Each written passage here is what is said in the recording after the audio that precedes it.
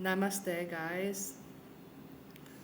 I'm really happy to connect with you again. I know there are many people who really helped me to come forward from that state where I was and I appreciate you guys. Happy Jack, Hannah, Jeff, like Amber, everyone.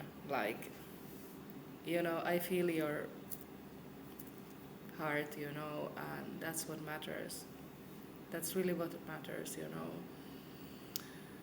Actually, like many times when I start to do these videos and share about things, like I start to feel emotion coming up, like crying, because well, I think we many times we suppress our sadness, we suppress our pain, because we have to survive, we have to try to manage. But when you feel the support, when you feel the love, of the people, then you can release something. Yeah, actually, I wanted to share about also this process that how I found Jeff, like from the Happy Jack community, and Jeff, I hope that you will be seeing this also. I will send it to you later. But yeah, so actually we had this difficult karma with one family, like friends that are in Espoo, and I have really a strong connection with this family. Actually, I feel also from the past lives. But there was a situation that I kind of lost trust, or we had some kind of schism, and but in the end, yeah, my partner, he made a big remount for my friend's daughter, and she gave me the book of Jeff, of the 30-day meditation challenge, and also she gave me a broken violin. That it was something so symbolic, because I had another broken violin that I wanted to fix, and I was missing some parts. So I was kind of like really happy to get that violin, because I could get some parts from it. Still, it's like unfinished, but I'm hoping that we will find a solution for that as well, because I used to play the violin when I was younger. So yeah, and then 30-day meditation booklet, somehow gave me this really strong heart connection. Like I felt like that Jeff's energy was really pure and strong and enlightened in one point. Like that photo that he had in the cover of the book, it was just so present, so radiating, and I was just like, yes, this is the energy and people that I need around me. And because when we are with people who have a lot of issues and that are in one point not able to cope, that they're just hanging there, we become also influenced by those people's consciousness. Mm, and in one point also my partner was depressed in one sense, even though we managed to keep things together, but in one point, yeah, there are things that are so deep and so difficult to process that sometimes we are unable to process those things, and that's when we kind of choose to go backwards in the spiritual evolution in one point, that we are not able to take those challenges, those initiations, which that situation would demand. So, yeah, And actually, like, that was also one of my big insights that, unless I challenge this fear of being judged and like persecuted in a way, ridiculed or whatever, um, unless I share my story, I can never go forward. So when I was watching those videos of Jeff from the Heffe Living, YouTube channel and his materials, um, I kind of like took in that essence, like what he had, and also he had this beautiful friend, Ruta, and I became so kind of like touched by their message, their caring, their empowerment, like,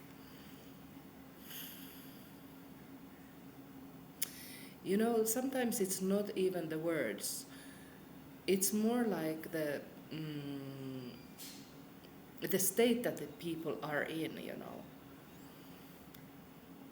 And that's what really like struck me, that I felt like these people have something, that they are not crippled by fear, which many people in our society are. They are crippled by survival instinct fears, and that's why they can't move forward. So, I mean, yoga is one approach to change really, really deep fears, and to release that energy which has been like stored in the body, stored in the blockages, let's say. And that's also what happens when you start to feel like emotional energy coming up, crying coming up. It means like something is becoming like liquid, like melting inside of your emotional body. And that's really, really important. Actually, in many like therapy approaches, including the past life regression approach, actually it's very like common that people really start to feel something that they could not connect with before. Let's say that situation was not right, the circumstances were not supportive of unloading that emotional trauma. So actually those healing sessions are really designed for creating that kind of supportive environment that the person can undo, release those uh, emotional energies that have created that block in the first place. Yeah. But yeah, I was like, sometimes I was feeling that, when I was contacting people and also Jeff, like I was thinking like, oh, I was dreaming actually of like Happy Jack coming to Finland. Like that was my first dream.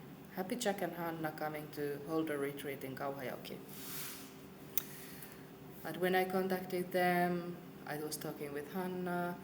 She said, yeah, I'm coming to Finland, but I'm not planning to do any yoga in Finland or like any retreat. Like she just wants to come for a holiday. So then I said, okay. But I still had that nice like vision, the energy about this really beautiful place near Kauhajoki. And actually that place is for sale now. But yeah, my vision was actually to create that kind of retreat center here. Because Kauhajoki, actually we are missing like that kind of like alternative retreat center. And it was nice that actually there was a synchronicity as well. Like after I graduated, just like uh, 1.5 months later, from I graduated from the Happy Jack Yoga. Um, there was this mystiset myyjäiset, like mystical exhibition or um, some kind of bazaar, mystical bazaar event here in Kauhajoki. And so some clairvoyants came there, some people with shamanic, tools like incense and stones, crystals, and somebody was doing like tarot card readings and stuff. Anyway, I had like an open door day that day in my yoga studio or my like Miriam's living room. But because I still didn't like really start my business in a very like official way, so then I was just kind of introducing it to some friends I made in that event. And we were discussing about holding some programs there, like small courses. So, but yeah, I had that feeling that, like some kind of resistance to totally open up that space for the people. It was also like my partner was, inside. It was not really my space. Even I was trying to frantically clean it and to make it look more professional. But actually, it's our home, still. So it's not so easy to just invite strangers into your home when it's not totally a neutral space. It's more like welcome friends to experience, something in my living room as my guest. That was the energy still of it. And actually, like in the end, I didn't do any yoga because that event was very like, well, there was like people coming and going, but we didn't kind of like set a time that okay, at this time we do something or whatever. But I just kind of like connected with the people, talked with them. They were beautiful like handicrafts made by some nice spiritual women, and I really liked that atmosphere. And they were local people, not far from here, so I enjoyed connecting with them. And in the end, we just like came to play some music, in that area where the event was taking place. And my partner was playing the drum, and I was playing the guitar and singing. And even though it was a small, like modest, you know, music performance, I still became empowered by it. That I kind of went through that level that I didn't care like what the people were thinking about it, because sometimes you feel this strong energy of judgment from the Christians, let's say here. That was something that I was like really battling with. That I felt like I had to go through a process like of really taking my space from that energy of like coming to me and just like wanting to like engulf me or to just like set me in that kind of Christian framework, that in the end, like I had to put some barriers or put some limits and say that, listen, like I have my own worldview, I respect and, I love you guys, but, I'm not here to just, come and study your systems. I have already something what I want to share. So that was happening with the Jehovah's Witnesses, actually.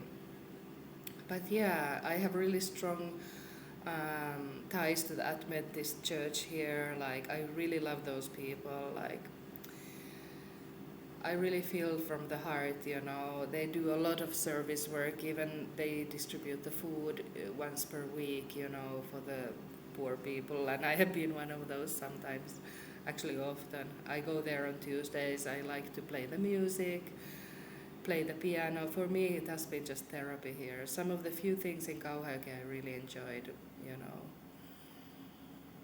Yeah, but yeah, that I felt that when Jeff like connected with me and he had seen my video from the White Rose, and I felt that it wasn't in vain that I shared my story. You know, that maybe people can like um, they have more understanding of my process, and also they can connect with me easier when I become more visible, you know, and that's what I want to do.